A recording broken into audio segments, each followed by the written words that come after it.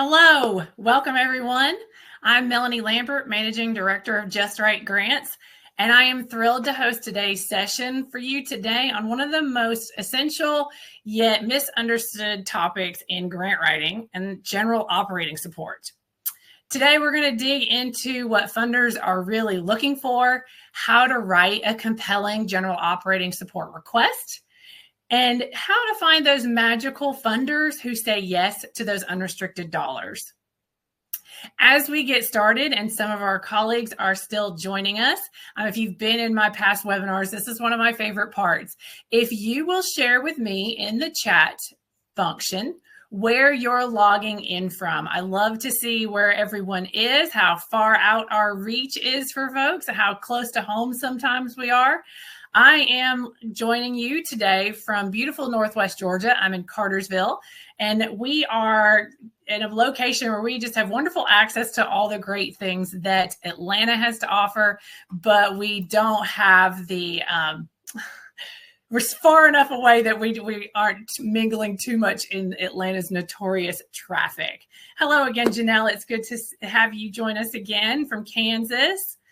We've got New Hampshire, Connecticut. Good morning, Elizabeth. Oh, New Haven, Connecticut. One of my best friends went to college in New Haven. Philadelphia, great. Sedona, Arizona, wonderful. Thank you so much. And this also helps me know that the chat function is working because I want you guys to take advantage of that and the Q&A. Hi, Caroline. Good to see you. Thank you for always being here. That the Q&A function and the chat function are working because I want this to be a dialogue. I'm by no means meant to be up here as a college professor type, just pushing content out at you. I want this to be real world, engaging, and a dialogue and conversation between us so we can make what I share with you today really helpful and a resource for you as you do your job. Dublin, Ireland, that might be the furthest reach that I have ever had. So welcome, Sarah. And British Columbia as well. Wonderful. Thank you all so much. Keep that coming. Keep it coming through there. If you have questions as we go through, as I said, use that Q&A function. We're about to dive into our content. And again, if you've been on my webinars before, you know that I am more comfortable turning off the camera at this point because I can distract myself terribly. So I want to make sure that I can focus on this important topic today and make the best use of your time. But before I do that, and before we jump all the way in here, I am going to provide you with action items as we move through the slides. So as we go through, I want you to take a second just right now to write down a general operating support grant that you've applied for in the past, or that kind of ever elusive funder that you would like to send a request to, and keep that in mind as we go, and it'll help you as I prompt with some of these action items. All right. So again, I'm thrilled to be here. Welcome to our session. We're going to take a quick look on this slide of what you can expect from today's session. In this webinar, we're going to dive into the essentials of building a successful grant strategy that's focused on general operating support. Because let's face it, unrestricted funding is often the hardest to get and the most valuable for your mission. So here's what we're going to cover today: what general operating support really is, and why it's different from program funding, what funders look for when awarding unrestricted grants, how to tell your story in a way that positions your organization, not just your programs, as worthy of investment, where to find general operating funders and how to know if you're a good fit, and then actionable tips to strengthen your grant strategy right away. And then I've already shared this with you, but we will have Q&A at the end and some next steps, as well as some instant downloads that I'll share with you that'll help you really put what we're learning today into action. So before we jump in, I'm Melanie Lambert, Managing Director of Just Right Grants, and I help nonprofits secure the funding they need to power their missions. Over 15 years of my experience has been in grant writing and fundraising strategy. And over that time, I've developed a strong focus on securing general operating support. It's flexible, essential funding that allows organizations to truly grow and sustain their work. I've had the privilege of helping nonprofits across the country raise millions of dollars by crafting clear, compelling proposals that connect with funders. I'm passionate about giving nonprofit leaders the tools and confidence to tell their stories, share their impact, and go after the grants that will move their missions forward. And I'm thrilled today to introduce a very special guest, Roland Schuster. He's founder and managing director of Tango, which is the Alliance for Nonprofit Growth and Opportunity. Just Right Grants is proud to partner with Tango, and I want to encourage everyone that's here today to join. Roland's going to share a little bit more about it with you and to take full advantage of the benefits that this alliance provides. So I'm going to let Roland share a bit more about this valuable resource with you. Welcome, Roland. Thank you, Melanie. It's great to be here. Great to be with all of you. Thanks for joining. We are really thrilled that Melanie and Just Right Grants is now part of Tango. And Tango is an acronym for the Alliance for Nonprofit Growth and Opportunities that I formed as part of my business history being in the insurance business. Don't hold that against me, please. But the focus of our firm for many years was in helping nonprofits. And I wanted to give back. I wanted to create an organization that supported nonprofits in a very unique way. And when we looked at the sector, we felt that there was a need for to help nonprofits be better simply at business. So we've created a platform that allows socially conscious businesses like Melanie's and about 40 other businesses to collaborate in a very unique way with the nonprofit sector for the mutual benefit of both. Next slide, please. We're just shy of 2,000 nonprofits that have joined Tango.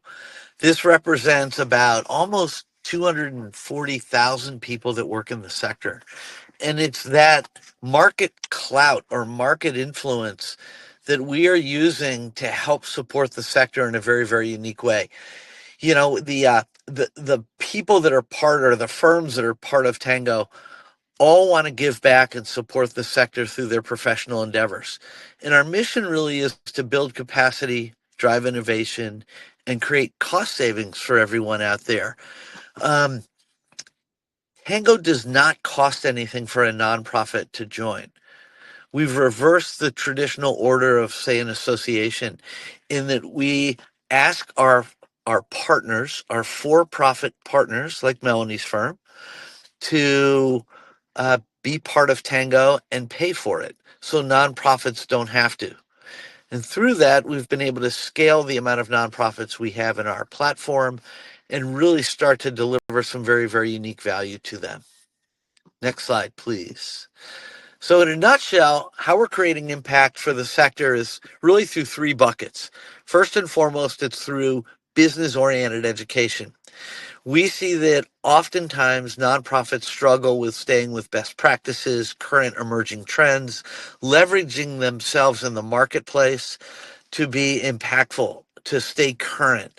You know, you're all running very sophisticated businesses that happen to be tax exempt. We've all heard the saying, no margin, no mission. And we are big believers that through our influence and our expertise, our DNA lies in the business world, that we can help nonprofits be better simply at business. So we provide 50 to 60 workshops, just like today, to the sector, all for free on business-oriented topics. The second leg of the stool is preferred services from our vetted partners. So we, first of all, turn down more partners than we accept. We put them through a very stringent due diligence process, making sure that they are truly experts at working with nonprofits, that their philosophy aligns with supporting nonprofits from a business perspective, and then they pay to be part of the platform. So our list of these partners you have access to, each and every one of them has a value proposition that's unique to Tango. So if you were to engage with anybody in our platform, you are getting more for less. Via V, there's traditionally a discount or a value add proposition that's unique to Tango. And we're getting there by the scale that we have. So we're creating win-wins in the marketplace, that we think we're able to bring more business to these partners, but as a result, they're able to lower their fee structure to support the number of nonprofits we have. So creating that classic win-win with truly vetted nonprofit experts. And lastly, we have kind of everything else we do, we roll up into our mission support and goodwill initiatives. We have a foundation. We provide scholarships to people that work in the nonprofit sector that have been nominated by their employer as a rising star. And we invest dollars in those individuals so they can be more impactful within their organization. In essence, we're grooming that next generation of leadership. We have various hubs around the country. A lot of you on this call are from all over. We have members from 47 states, yet we have local throughout, and now we're on a national scope where we've created hubs in New York, New Jersey, Georgia, Indianapolis is kicking off. Austin, Texas is kicking off. We've got conversations going in San Francisco. We have pretty much all the New England and New York areas covered. So there's on the ground people that are part of Tango, as well as on a virtual basis, everybody can participate.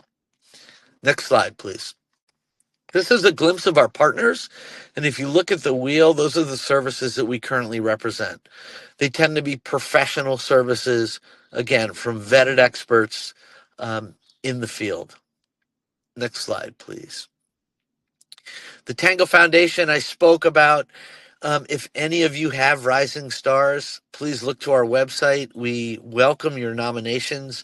We love investing in these individuals and seeing them blossom professionally because of the support and training we're providing them. Next slide, please.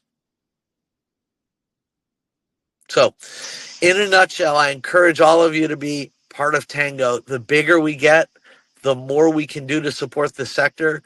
Our website is tangoalliance.org.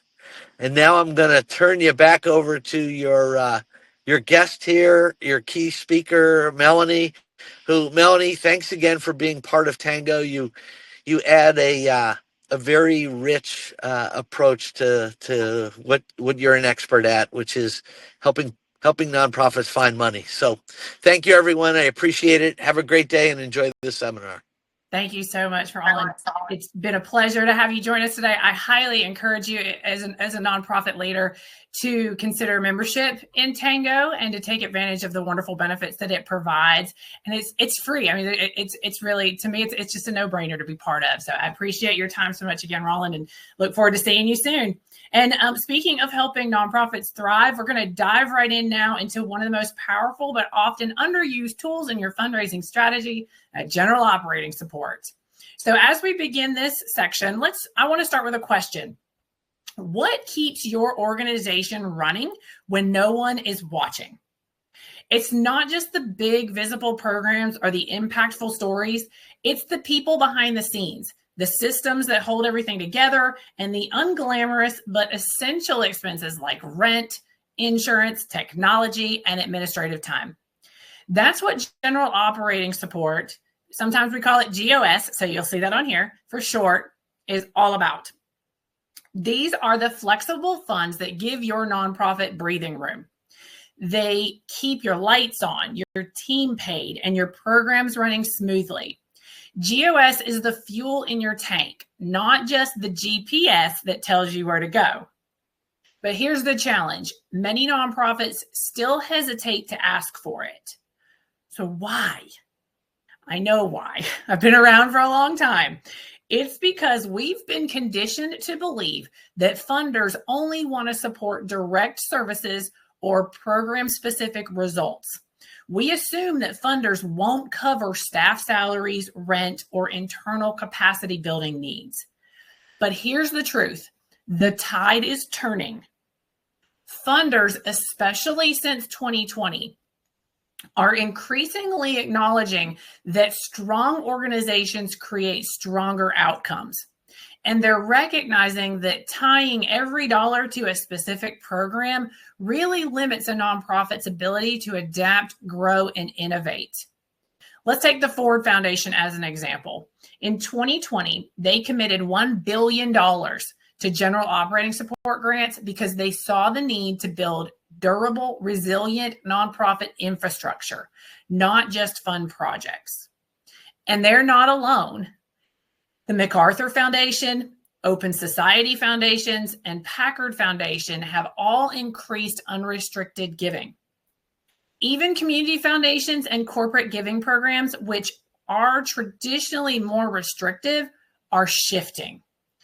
You'll see more funders include phrases like capacity building, core support, or unrestricted funds in their RFPs and their guidelines. Why? Because they want their investments to go farther. And they know that when you fund the organization, not just a program, you're helping deliver lasting impact. So think about it this way. Would you rather fund a single program for 1 year or help build the strength of the organization that delivers dozens of programs for years to come? That's the message we want funders to understand, and the message that your grant narrative needs to reflect. So now let's make this personal and practical. Here's your action items. Take a minute and jot down your top 3 organizational needs that general operating support could help fund. And don't limit yourself to what you think a funder wants to hear. Think about what your nonprofit actually needs to thrive. Is it staff retention, keeping your amazing program manager who's always juggling multiple roles? Is it technology upgrades? Could a better CRM or a grant tracking software help you? Maybe it's leadership development, board training, or strategic planning, or even the flexibility to invest in internal DEI efforts, self-care, or emergency resources. These are not extras. These are essentials. So write down your top 3. You'll use them later when we talk about how to position those needs in a compelling grant narrative. Now that we understand the value of general operating support, let's get into the funder's mindset. Exactly what are they looking for when reviewing a request for GOS? Remember, funders aren't just writing checks. They're making investments in organizations they believe will deliver meaningful long-term impact. So when you're asking for flexible, unrestricted support, they want to know that your nonprofit is a solid bet. So let's break this down into 4 key areas. First, mission alignment. This is the foundation of any successful grant request, GOS or program specific. Funders want to support organizations whose mission clearly intersects with their own. And with GOS request, this alignment needs to be especially strong because you're asking them to fund the whole picture, not just one part of your work. Ask yourself, are we clearly communicating how our mission connects with the funder's stated priorities? Can we draw a clear line between our long-term impact and their strategic focus? And when you write your narrative, use the funder's own language. Reflect their values back to them in authentic, intentional ways. Secondly, impact proof. This is where you move beyond activity and focus on outcomes. Funders don't just want to know what you're doing. They want to know what's changing because of your work. With GOS, it's important to show that your core operations support meaningful, measurable outcomes in the community. Some examples, instead of saying we hosted 25 workshops, say 85% of participants reported increased financial literacy. Instead of saying we served 500 meals, say 97% of clients had improved food security after 60 days. Make it clear that their general support helps you keep doing this work and doing it well. Third, leadership and financial health. Funders want to support organizations they trust, and that trust is built in part by strong leadership and responsible financial management. This doesn't mean you need to have a perfect track record or $1 million surplus. It means you have a capable, diverse, and active board. Your leadership is stable and strategic, and you're transparent about finances and can demonstrate sound budgeting even if you're still growing. If you're rebuilding or navigating leadership transitions, be honest and share your plan. Funders appreciate proactive, thoughtful stewardship. Finally, strategic direction. Funders want to know where you're headed and how their unrestricted support helps you get there. This is a huge part of the GOS conversation. You're asking them to help sustain the organization as a whole. So you need to show that you're not standing still. Are you expanding programs, investing in internal capacity, strengthening evaluation or partnerships, building reserves to ensure sustainability? Whatever your path, show that you're forward thinking and that GOS is a smart investment in your future and the future of the communities you serve. So now let's bring it all together. When funders review GOS requests, they're essentially asking, if we give you this funding, can you show us that it will translate into long-term impact, organizational stability, and alignment with our mission? If the answer is yes, and you can back it up with clear, compelling narrative and data, you're already ahead of the game. So now let's put this into action. I challenge you, identify 2 funders you're currently working with or pursuing. Take a few minutes this week to review their mission statements, their recent press releases, and their giving priorities. Look at their recent grantees. Are they supporting GOS? What types of organizations are they choosing? And then assess your alignment. Ask yourself, does our narrative speak directly to what this funder values most? If there are gaps, that's okay. That gives you a roadmap for how to improve your positioning. Okay, now that we understand the why of general operating support and we've stepped into the funder mindset, let's move into the how to actually write a compelling GOS proposal. Now, if you're used to writing program-specific grant requests, this might feel like a bit of a pivot. But in reality, a strong GOS proposal still tells a powerful story. You're just telling it at the organizational level instead of the program level. Let's walk through the 4 key sections every GOS proposal needs and what makes each one effective. First, an organizational overview. This is your chance to introduce the full scope of your nonprofit, not just a single initiative. Think of it as your organizational elevator pitch with depth. Here's what funders want to see. Your mission, bold, clear, and values-driven. A short, meaningful history that establishes your credibility. And your track record. What have you accomplished and how have you evolved? This is not the time for a laundry list of programs. Instead, zoom out. What community need are you addressing? Why does your organization exist? And what sets you apart? Write this section like you're inviting the funder to join your movement, not just your budget.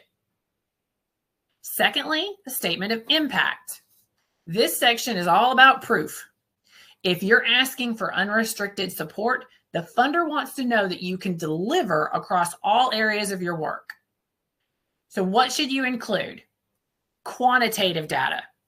How many people do you serve? What are your outcomes? Qualitative stories. Share client testimonials or a story that illustrates your reach and effectiveness.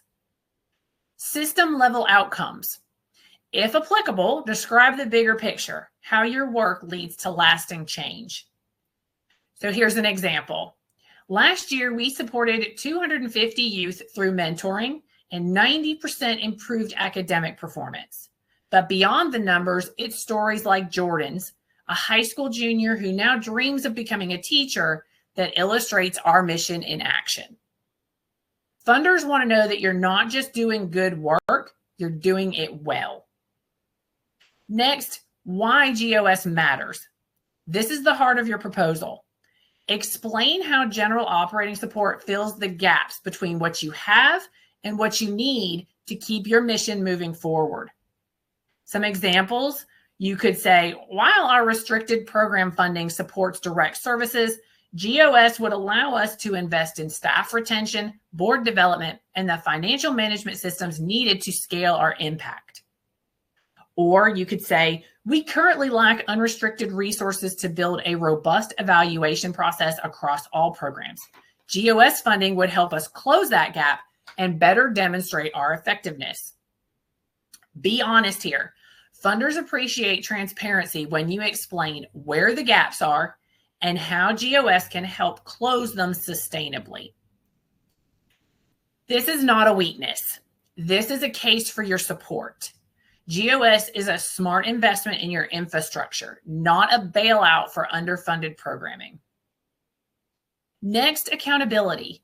Some funders are still learning how to evaluate unrestricted support. That's where you can come in as the guide. Here's what you can do. Share how you'll measure and communicate organizational progress.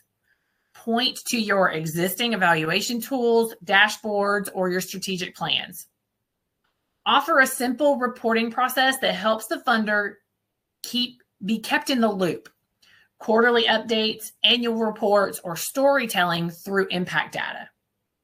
So for example, you could say, while this request is for general operating support, we are committed to providing transparent reporting. We will share updates that reflect our organizational health, program impact, and strategic milestones. Don't wait for the funder to ask for this. Proactively explain how you'll be accountable. So some tips for writing and for elevating your GOS narrative. Write with confidence, not apology. You're not asking for a favor. You're offering a partnership that will lead to measurable community benefit. Avoid jargon. We're going to talk about this again later, but speak in clear human terms. Make it accessible. And connect everything back to mission and outcomes. Show that every dollar supports a thriving, effective organization delivering real change. You're not selling overhead. You're offering the funder a stake in your mission at full strength. So now it's your turn to put this into practice. Choose one section of a recent proposal you've written. Could be an organizational summary, the need statement, or even the budget narrative. Rewrite that section through a GOS lens. Focus on highlighting core needs, emphasizing the value of flexible support, and making the connection between unrestricted funding and long-term impact. You can even take this a step further by having a colleague review it for clarity, tone, and alignment with your mission. Now that we've sharpened our GOS storytelling skills, the next question is, where do you find the right funders? The truth is, not every funder is ready to provide unrestricted funding, but many are, and they're often hiding in plain sight. Let's walk through 4 reliable ways to identify funders that already support GOS or could be open to it. First, use smart grant tools. Most professional grant databases now include filters to help you target GOS opportunities. Some of the best platforms include Candid's Foundation Directory Online that lets you search by keyword, grant type, and funder behavior. Instrumental, it includes a filter specifically for general operating support and offers a great dashboard for tracking. GrantStation includes helpful summaries and funding trends for each listed grant maker. And Just Right Grants is proud to partner with Instrumental and GrantStation. If you're interested in exploring either one of those grant databases for a free trial or a discount, let me know. You can send me an email. My email address will be at the end of the presentation, or you can drop it in the chat, and I'd be happy to send you more information about both of those platforms that we use on a daily basis at Just Right Grants.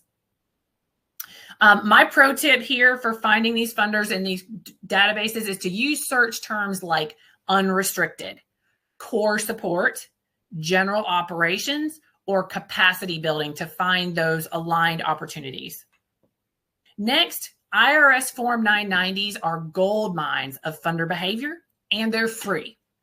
Here's what to do. So use platforms like ProPublica's Nonprofit Explorer or Candid's 990 Finder. Look under grants and contributions paid during the year on the 990 form itself. Pay attention to grant descriptions. Do they say general support or project? Some of them even get more detailed than that, which I love. Very helpful. Look at their grantees. Are those organizations similar in size and mission to yours?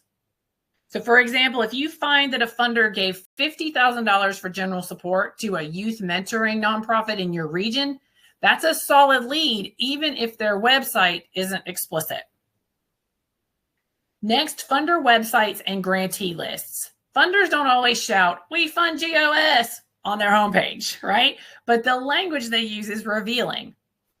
So here's what to look for. Look for phrases like general operating support, unrestricted grants, and core mission support. Then also look at their past grantees, just like you do on the 990s, and whether or not they mention general operating funding in their annual reports or their impact stories. So you take that a step further by going to that organization's website, looking up their annual report, and seeing who's funded them. The strategy here is to review 3 to 5 years of grantee listings to spot those patterns. If 60% of their grants are unrestricted, it's probably fair to assume that they're GOS friendly, even if they don't advertise it. Fourthly, ask them directly. This one's often overlooked, but it's incredibly effective. You're allowed to ask, does your organization consider general operating support requests? Do you have any preferences or parameters when it comes to unrestricted funding? Keep it short and professional. Funders appreciate clarity and initiative. I can't tell you how many times that I have talked to a grant administrator and I have learned a wealth of information that was not on their 990s, was not on their website, was not on their instrumental platform profile. It's just a huge opportunity that's often overlooked. My tip here as a grant writer is to send this inquiry early, long before you apply.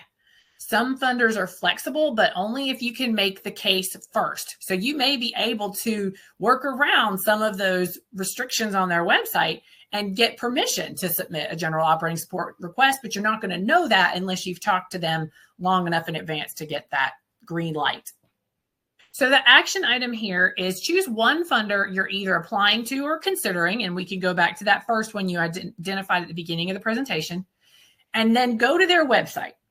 Search their 990, review their grantee list, and if needed, email them directly, or their phone number is usually on there too. Then answer, have they funded GOS before? Who did they fund? And how did that nonprofit position their request? Make this a weekly habit. One funder at a time builds a powerful GOS strategy. As we get closer to wrapping up, let's shift gears from what you should write in a general operating support proposal to how you write it and how you frame it. Even with the right funder and the right request, small missteps in tone, structure, or timing can be the difference between a yes and a not at this time. Let's take a look at some of the most important do's and don'ts when it comes to GOS proposals. First, speak to strategic vision, not just survival. This is one of the biggest mindset shifts nonprofits can make. Instead of saying, we need funding to keep our doors open, say, this funding will allow us to continue serving 500 families while launching 2 new programs outlined in our strategic plan. Funders are not just looking to save nonprofits. They want to invest in organizations with momentum, vision, and a plan. Even if you're facing challenges, and many of us are, tie your need to your bigger picture goals. The next do is emphasize how GOS enables innovation and scale. One of the strongest cases that you can make for unrestricted funding is that it fuels adaptability and growth. GOS allows you to pilot a new program before locking in long-term restricted funding, invest in staff development and retention, improve internal systems like data tracking or communications, Scale what works without being limited to a single project line item. Your narrative should say, with flexible funding, we can do more efficiently and more effectively. And then next, maintain strong funder relationships with transparent communication. Funders who give GOS grants are putting deep trust in your leadership. That trust grows when you share impact updates without being asked, acknowledge challenges honestly, and report not just outcomes, but organizational wins, like hiring key staff or launching a strategic initiative. Think of GOS funders as partners. The stronger the relationship, the more likely they are to renew and increase their support.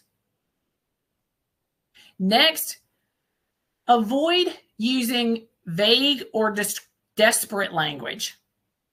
Don't say things like, we need help paying our bills. We're trying to stay afloat. Even if that's true, reframe it around sustainability and mission impact. Try saying GOS funding will stabilize our core infrastructure and ensure continued service delivery to 300 clients per month. It's not about downplaying your needs. It's about communicating them with clarity, confidence, and purpose. Next, don't assume you're too small to ask.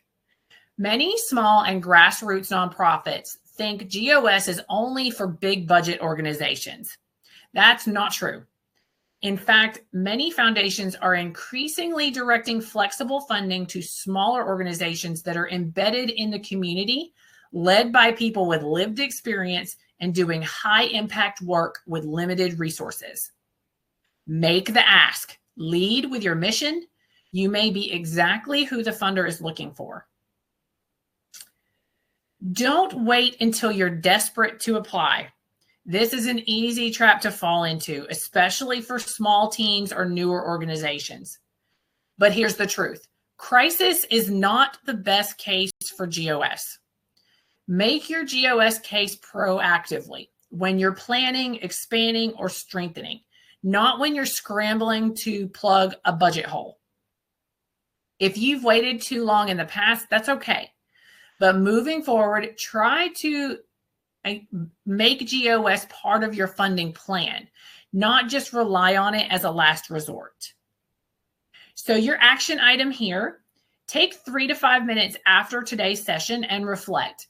What's one mistake or missed opportunity is probably a better way to put it, that you've made in the past with general operating proposals? Was it vague language? Was it lack of strategic framing? Was it waiting until a deadline was too close? Write that down and then think about how you would revise that section using the strategies we shared today. This is a powerful way to turn past experiences into sharper, more fundable proposals going forward.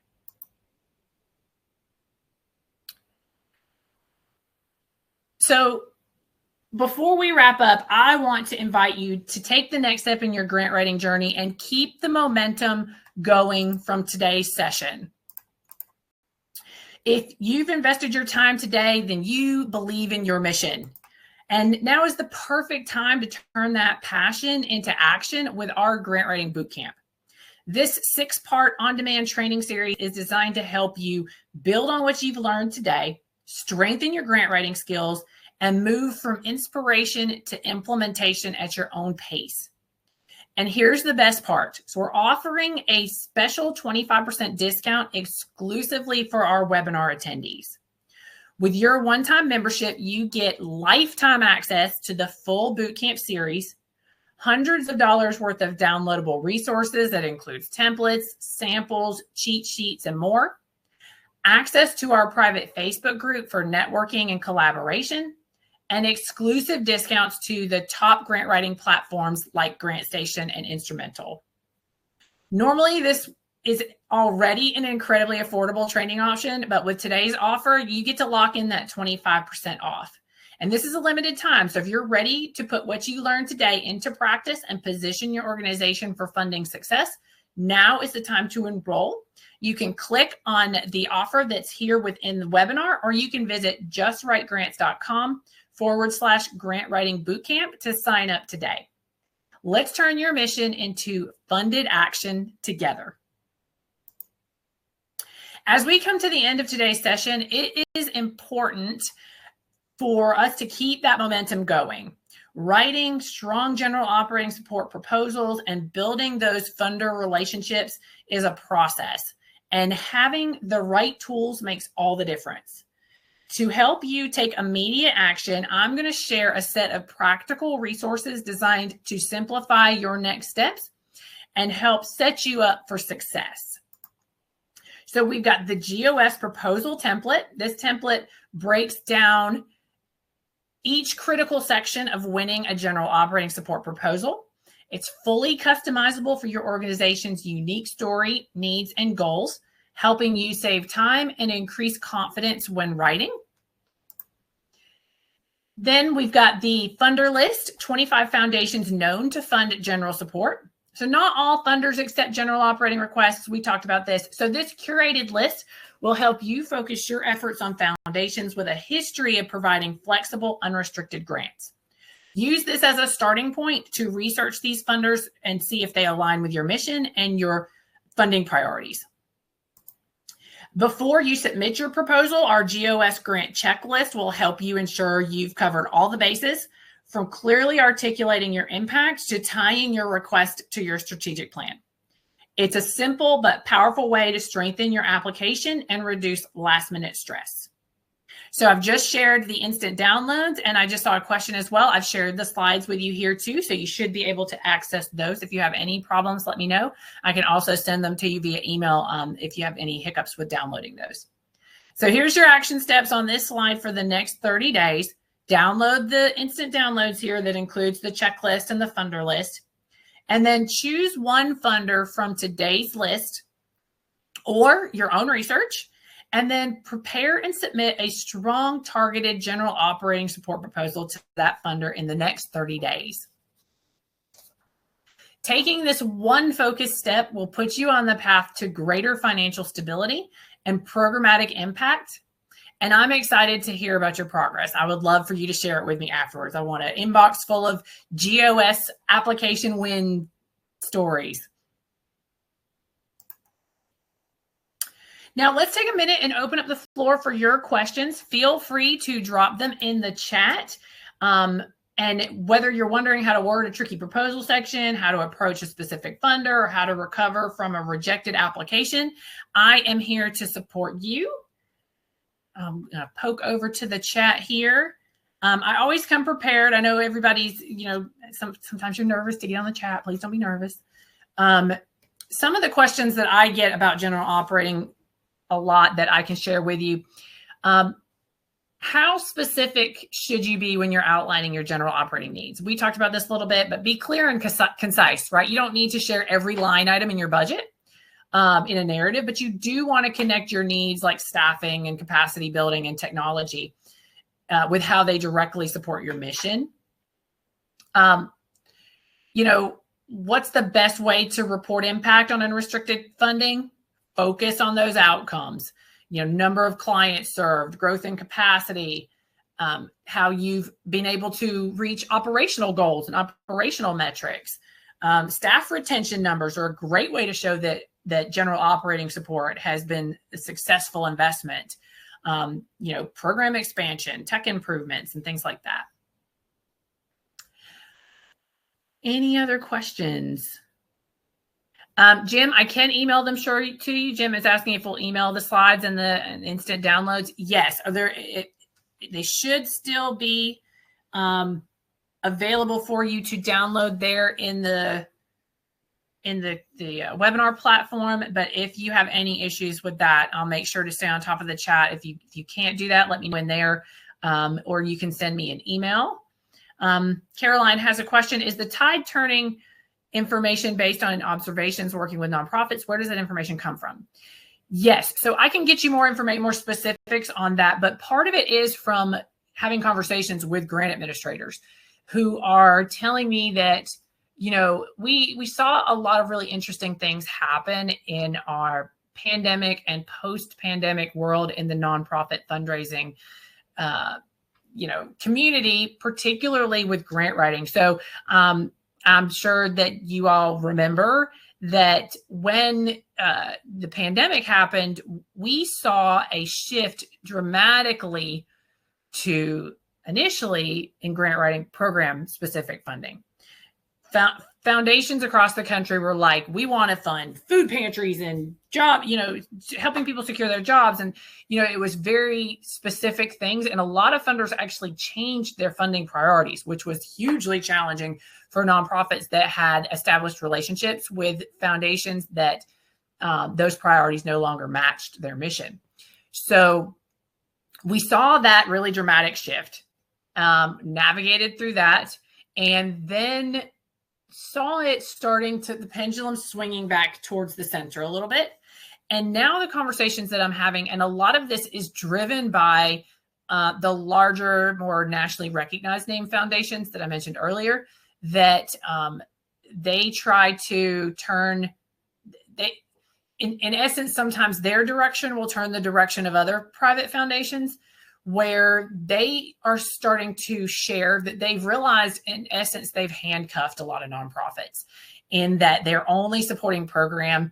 And if you think about it, it makes sense from their perspective, right? We're going to support this program. You're going to be able to tell us exactly how many human beings you impacted, and then we'll feel good about ourselves. We'll know we can tie that dollar to this number of people, and it's a perfect, clean, one-to-one match. But then, you can't do that work if you can't pay your staff a livable wage, if you can't pay your rent on your facilities, if you can't keep the power running in the place where you offer your programs and services, right? So I think that the conversation is happening, and I'm not saying at all that I am any level of influencer, but I think grant writers are contributing to that conversation. If you get on LinkedIn, there's a lot of conversations happening about that, trying to say, hey, program funds are great, but we can't implement our programs if we can't pay our people, right? So I think it's a combination of a lot of things. There's data behind it. There's, places that do reporting, the annual reports on giving and philanthropy in the U.S. are showing that shift, as well as anecdotally with the grant administrators. And then in reality for us at Just Right Grants, seeing that become more of a realistic ask for our clients. Kevin, do you believe this information will help new nonprofit organizations that don't have all the data funders may look for? And how would you write this to help us secure GOS funding? So yes, I mean, the conversation has usually been, if you're a new nonprofit, ask for something very specific that ties perfectly for their mission, that's programmed, that accomplishes that sort of one-to-one, that I was just talking about. This is what your dollar will do. It will serve this many people. It will have this level of impact. But if you don't have that yet, I would be very careful at that stage. If you're new, it sounds like your organization is relatively new, or you're just getting into grant writing, and we see this often. You're just getting into grant writing and realizing, oh my gosh, we haven't tracked data as well as we probably should have. You're not alone if that's the case. And, realizing, hey, it's going to take us a couple years to get the data we need to be really competitive for some of these grants. So if that's where you are, I would be cautious about pursuing funders that don't explicitly say they support general operating. I would really look for those that do fund capacity building, core mission support, general operating, or unrestricted funding. So they're explicitly saying they do that, because already they're going to be comfortable with that. And there's resources that you can utilize to say, sometimes we've seen this work where we say, it's proven, this outside source has proven that if you invest in this happens for people, right? So you can utilize some of those outside sources to say, this is what we anticipate will happen if you invest, because this expert says that this is what happens. So you can do that until you've gathered that data on your own, to kind of fill that gap. I hope that helps, Kevin. I'm happy to talk with you individually, because we work with a lot of clients that are where it sounds like where you are. Marion, does it help to have letters of support from organizations we collaborate supporting the grant application? Absolutely. And Kevin, that goes back to your question too. If you're struggling to have data, sometimes partnering with another organization that provides a complementary service to yours in those beginning stages of grant writing can help sort of boost your organization's what I call credit worthiness with grant makers. So you've got this other organization that, let's say, I don't know what organization you have, so this is just an example. Let's say you're a food pantry and you think, hey, well, we can partner with this other organization that distributes school supplies for kids. And we can make sure that the kids have what they need for school and that they have, backpacks with food for the weekend.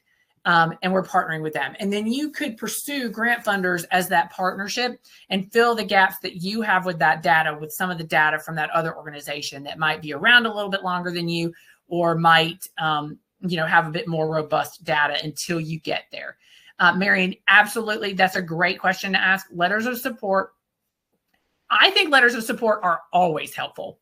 And they just sort of, again, bolster your credit worthiness. They show, hey, it's kind of like, I often compare it to like for-profit sides of things, right? Like you're not going to go get a mortgage and ask somebody to give you, hundreds of thousands of dollars and just say, hey, take my word for it. Hey, I'm good for this.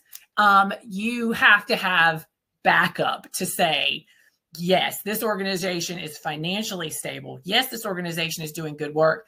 And you might be applying to a funder. You might be in Georgia and the funder's in California, and they're never going to lay real eyes on the work that you're doing.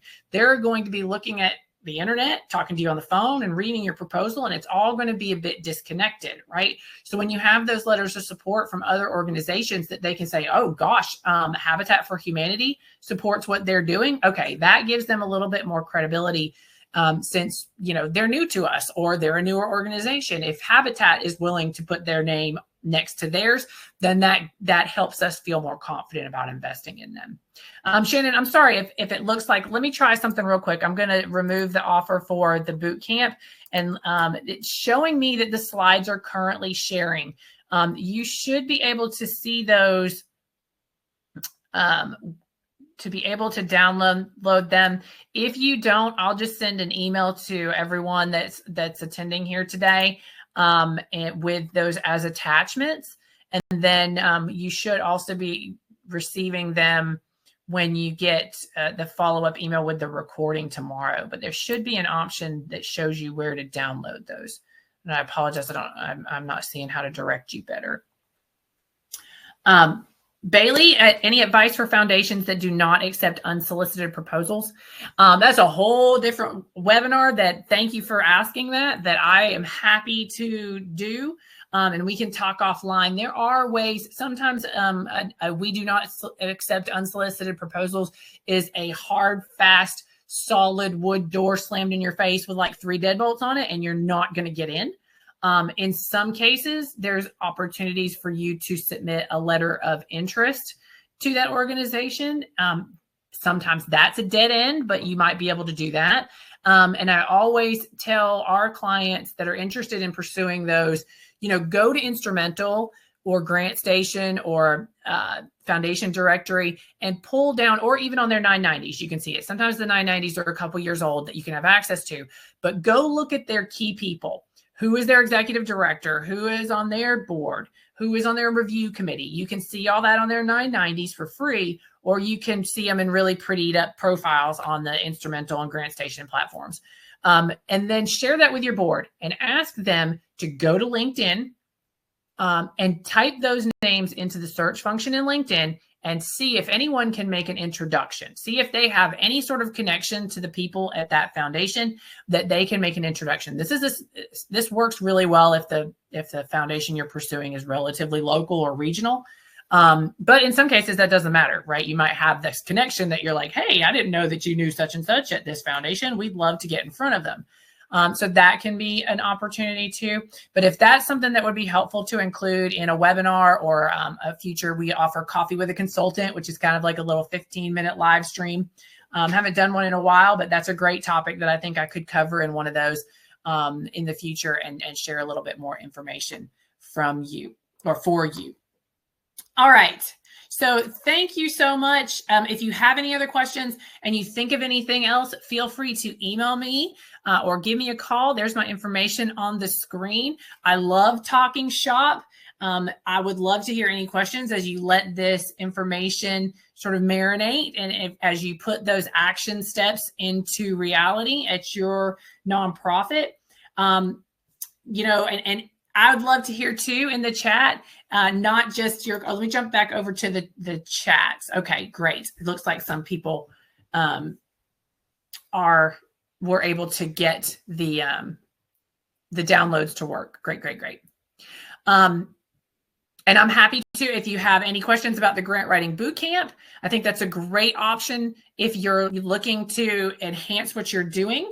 But share with me too in the chat before we wrap up and as I share the last little bits of information with you here today, if you've had a general operating support win, I'd love to just kind of, you know, give you a nod of congratulations. And if there's any tips that you have on how that was successful for you.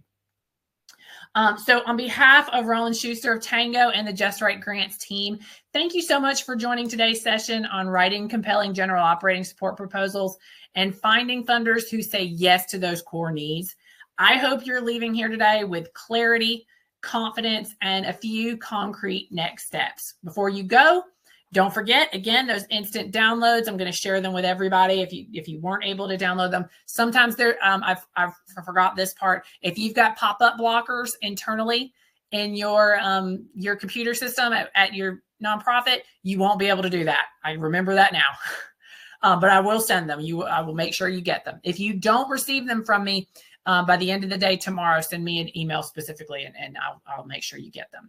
And if you need a partner on this journey, whether you're seeking general operating program or project grants or planning a capital campaign, we are here to help. If all this feels overwhelming, you are not alone. Please reach out to me directly and let's talk. I would love to offer you 30 minutes of free custom grant research so you can get a real-time look at what the funding landscape for organizations and missions like yours looks like right now. So let's stay connected. Sign up for our e-newsletter for grant opportunities that we share, insights, and promotions. And then follow us, Just Right Grants, on social media so you never miss any of our future free webinars and resource drops. And remember, you don't have to do this alone. We often in the nonprofit world kind of operate in silos, and I think we would be so much stronger if we work together in partnership. Let's power your mission together. Thank you again for joining me for this session, and I look forward to seeing you in the next one. Have a great day.